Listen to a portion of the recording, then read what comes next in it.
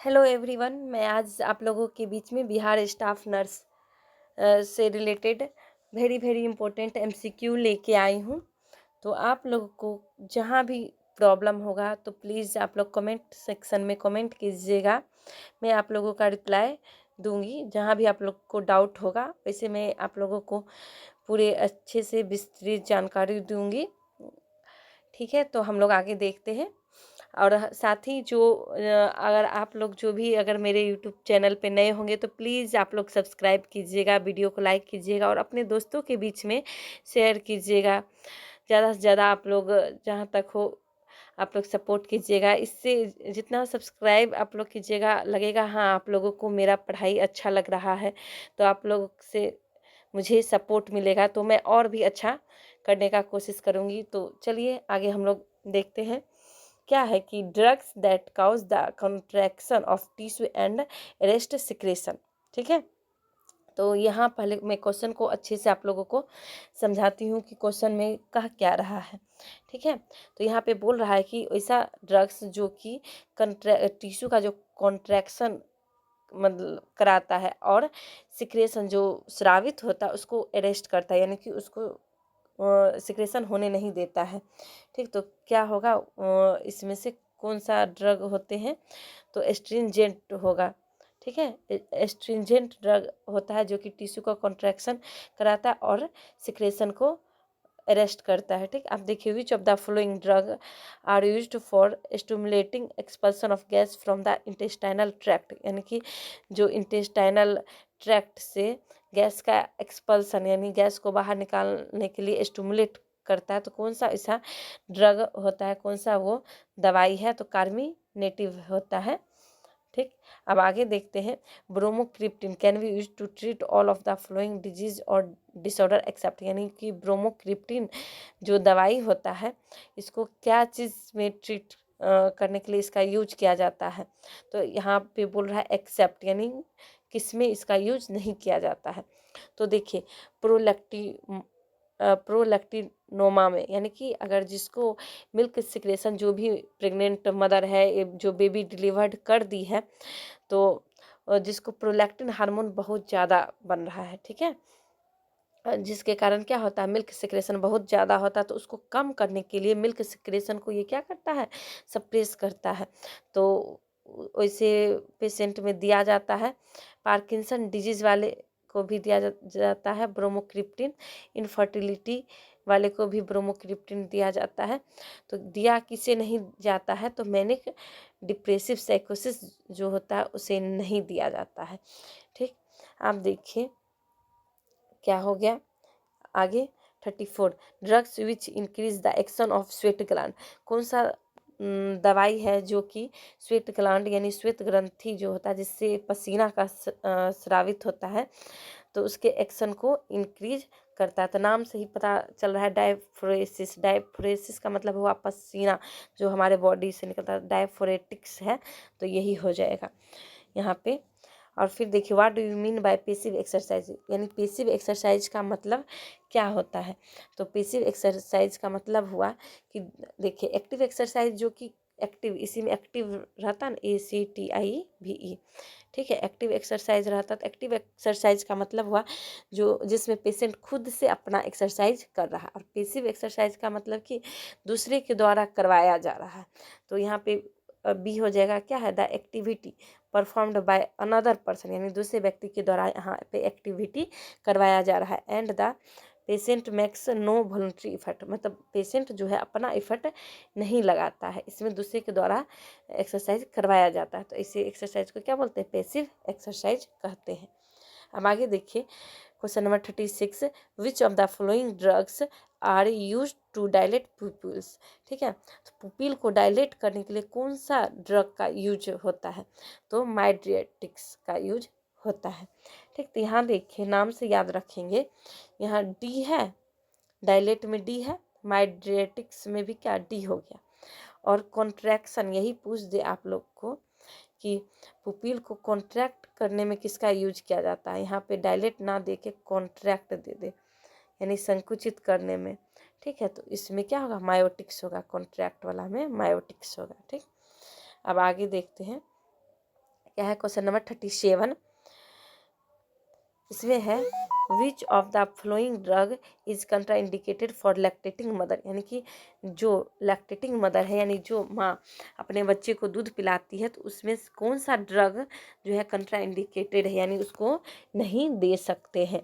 तो कौन सा ड्रग है, तो टेट्रासाइक्लिन, ये जो ड्रग है कंट्रा इंडिकेटेड होता है लैक्टेटिंग मदर को, और प्रेगनेंसी में भी ये ड्रग कंट्रा इंडिकेटेड होता है टेट्रासाइक्लिन। ये भिभिया है एकदम, आप लोग ध्यान में रखिएगा, बहुत बार ये एग्जाम में पूछ चुका है। तो आप लोग ये भी ध्यान में रखिएगा कौन कौन सा ऐसा दवाई है जो दे सकते हैं। तो दे सकते हैं में क्या, क्लोरोक्विन, ये जो मलेरिया का दवाई है, एम्पिसिलिन, अमीकासिन, ये सब क्या है माँ को, लैक्टेटिंग माँ को दे सकते हैं। कौन नहीं दे सकते हैं, तो टेट्रासाइक्लिन नहीं दे सकते हैं। आपको एक बार ESIC एग्ज़ाम में इसी में से पूछा हुआ था, कौन सा ऐसा मलेरिया का ड्रग है जो कि प्रेगनेंसी में नहीं दे सकते हैं, यानी प्रेगनेंसी में कंट्रा इंडिकेटेड होता है। तो कौन सा है, तो वो मैं अभी जस्ट आप लोगों को बता देती हूँ, 1 मिनट। हाँ, तो इसी में आपको यहाँ क्लोरोक्विन है ना, इसी में आपका प्राइमाक्विन, ये ड्रग है प्राइमाक्विन, ये मलेरिया में दिया जाता है। तो ये कंट्रा इंडिकेटेड रहता है किस टाइम, तो प्रेगनेंसी के टाइम, प्रेगनेंसी के टाइम में इसको, इस दवाई को नहीं देना है प्रेगनेंसी के टाइम। ठीक, अब आगे हम लोग देखते हैं कि mister Mohan, A 35-year-old patient is admitted in the cardiac ward. एक 35 साल का मिस्टर मोहन है जो कि एडमिट है कहाँ, कार्डियक वार्ड में।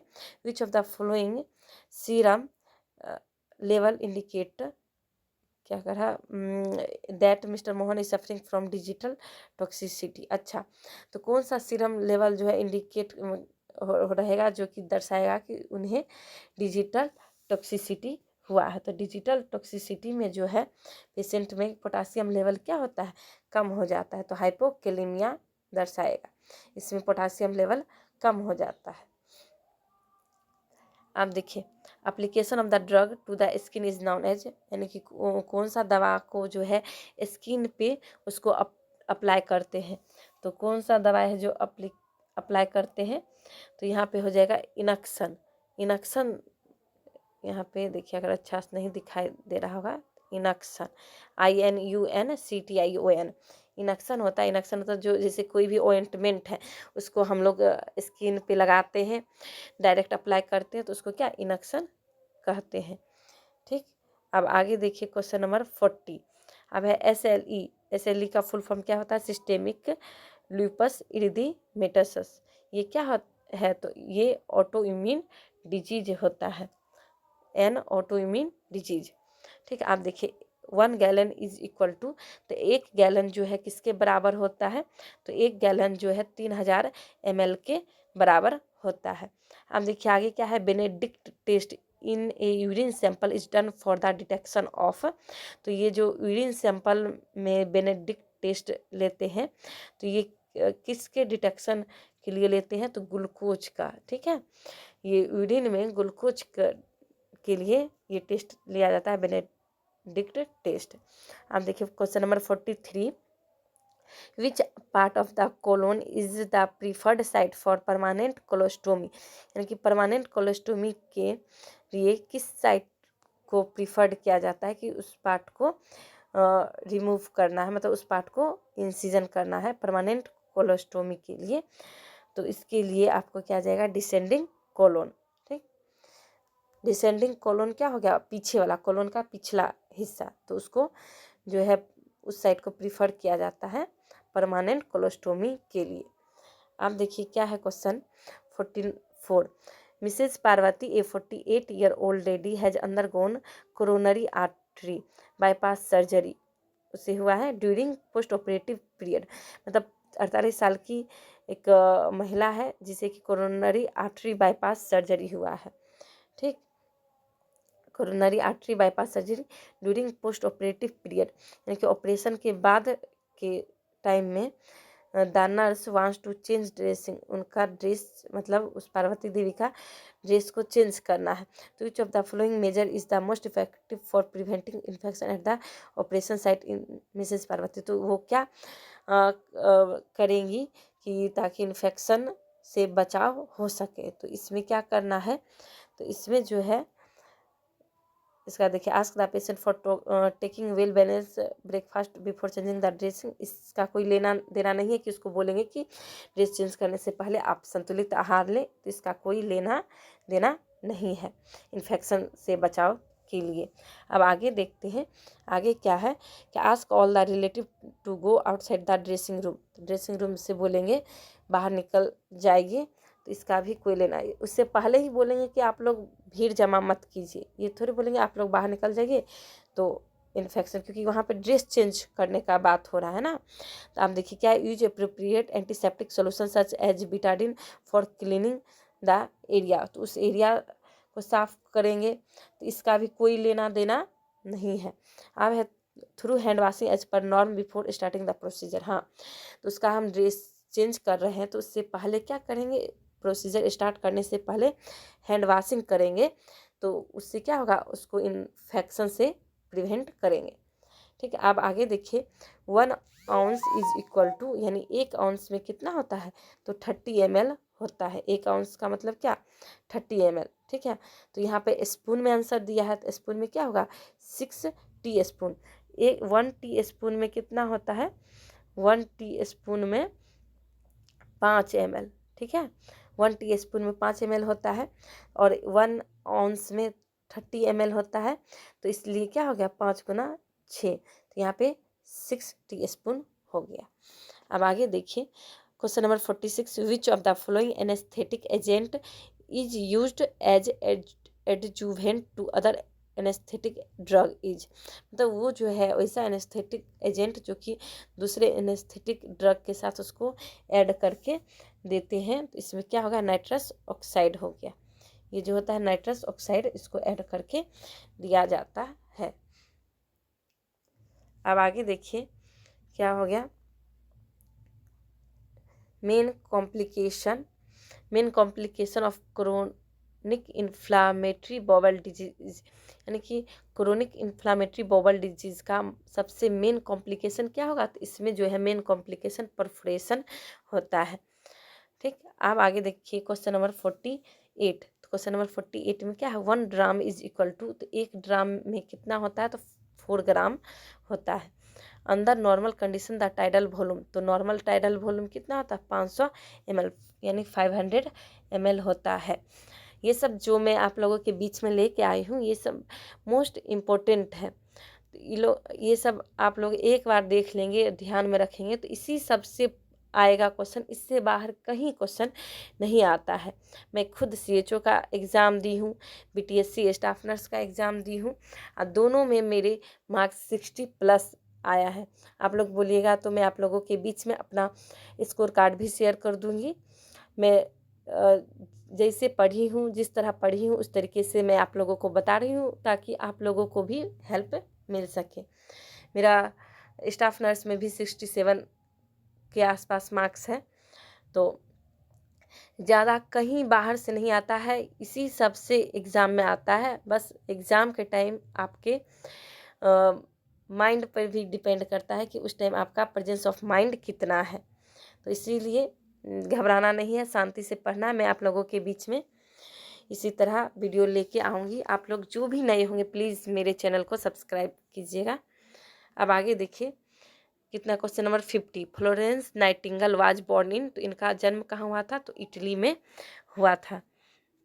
अब आगे क्या है, 1 ड्राम इज इक्वल टू, तो 1 ड्राम में कितना होता है, 1 ड्राम में होता है 1 टी स्पून। ठीक है, तो 1 टी स्पून में कितना 5 ml होता है, और 1 ड्राम में भी कितना 5 ml होता है।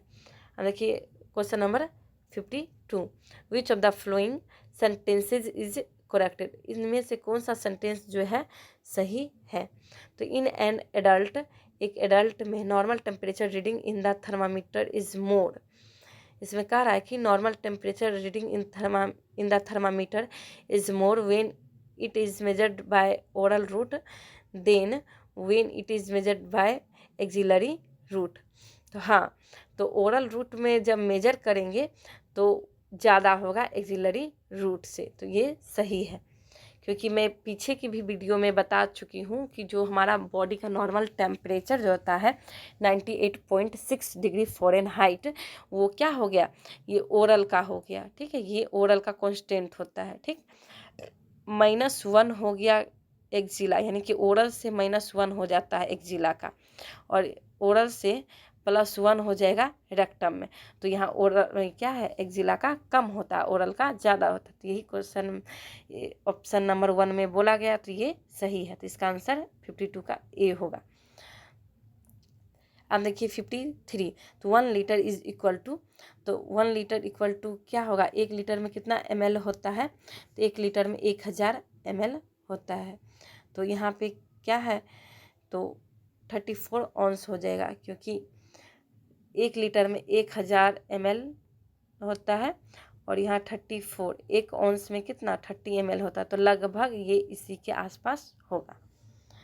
ठीक, अब आगे देखिए, या फ्लोरेंस नाइटिंगेल डाइड ऑन, तो फ्लोरेंस नाइटिंगेल का मृत्यु कब हुआ था, तो ये मृत्यु उनका 13 अगस्त 1910 में हुआ था।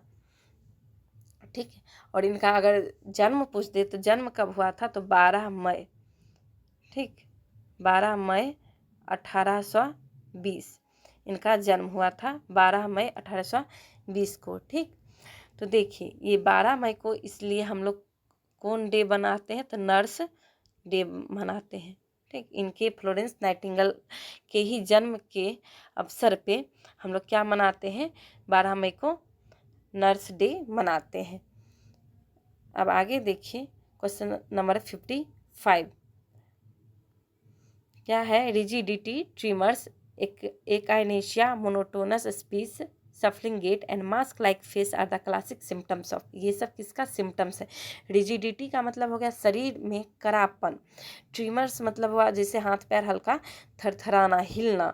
ठीक, एकाइनेशिया मतलब कि उसका जो गेट होगा, यानी कि चलने का जो पेशेंट का तरीका होगा वो अच्छा से नहीं होगा, उसका मतलब सफलिंग गेट होता है।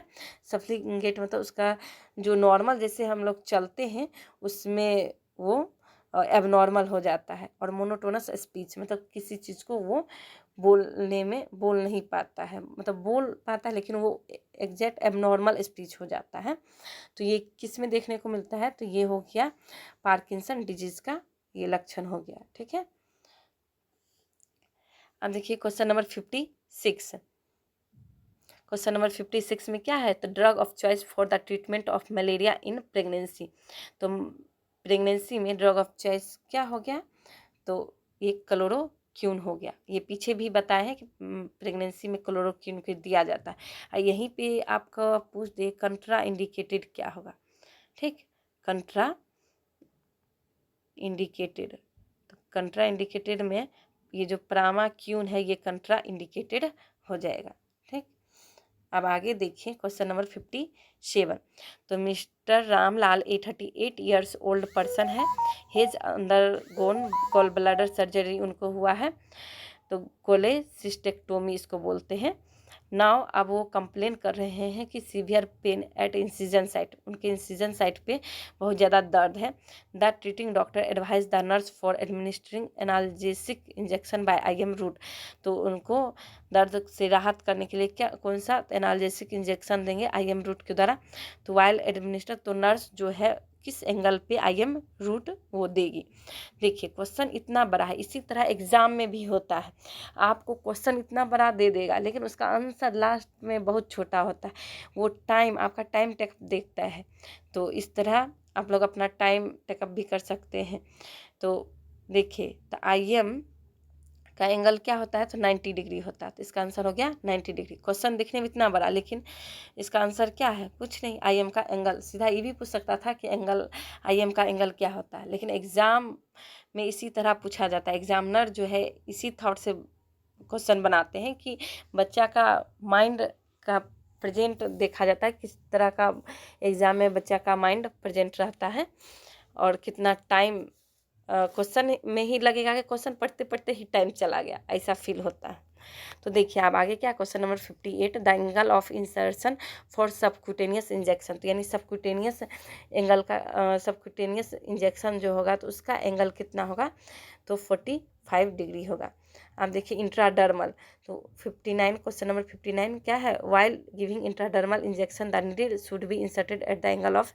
तो इंट्राडर्मल का कितना हो जाता है, तो 15 डिग्री होता है। तो ये आप लोग याद रखिएगा कि कौन साइट में कितना डिग्री एंगल में दिया जाता है। क्वेश्चन नंबर 60 देखिए, इसमें क्या है, the most preferred intramuscular injection site for children and infant is.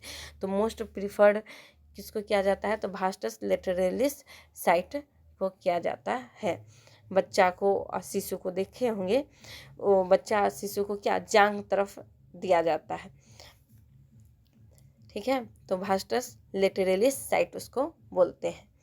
अब देखिए the normal body temperature in an adult is, तो इसमें क्या होगा, 37 डिग्री सेल्सियस होगा, ठीक। अब आगे देखिए क्या है कि the difference between oral and axilla temperature is. तो दोनों के बीच में डिफरेंस कितना होगा, तो 0.6 डिग्री सेल्सियस। यहाँ सेल्सियस वही फ़ारेनहाइट का रहता तो 1 डिग्री फ़ारेनहाइट का अंतर रहता है। Calculation of the paediatrics dosages of medication for children under the age of 1 year. यानी 1 साल से कम उम्र के बच्चों के लिए जब ड्रग का डोज का जब कैलकुलेशन करेंगे तो कौन सा फॉर्मूला यूज करना है, ये बोला गया है। तो फ्राइड रूल किया जाता है, 1 साल से कम उम्र के बच्चों के लिए फ्राइड रूल है। अब देखिए क्वेश्चन नंबर 64 क्या है, calculation of paediatric dosages of medication for children of all age, मतलब सभी एज ग्रुप के लिए बच्चा को। तो यहाँ चिल्ड्रेन में कितना 5 साल तक का बच्चा हो गया, तो उसमें कौन सा फॉर्मूला, तो क्लार्क रूल। देखिए 1 साल से कम उम्र के बच्चा के लिए फ्राइड रूल, और 5 साल यानी कि सभी एज ग्रुप के बच्चा के लिए क्लार्क रूल, और यंग रूल। तो यहाँ नाम से ही पता चल रहा है कि यंग रूल थोड़ा बड़ा एज के बच्चों तक के लिए होगा, तो 1 से 12 साल के बच्चों के लिए ये यंग रूल रहता है। तो इसी तरह मैं आप लोगों के बीच में MCQ लाऊंगी। आज का सेशन यहीं तक है, और आप लोग इसी तरह सपोर्ट कीजिएगा, प्यार बनाए रखिएगा। मैं आप लोगों के बीच हर दिन MCQ लाऊंगी। बहुत जल्द ही आप लोगों का NHM के थ्रू स्टाफ नर्स का वैकेंसी आएगा। आप लोग अपना पढ़ाई जारी रखिए। जिन लोगों का BTSC स्टाफ नर्स में नहीं हुआ है उन लोगों को निराश नहीं होना है, अपना मेहनत जारी रखना है, तो ज़रूर रिजल्ट होगा। Thank you.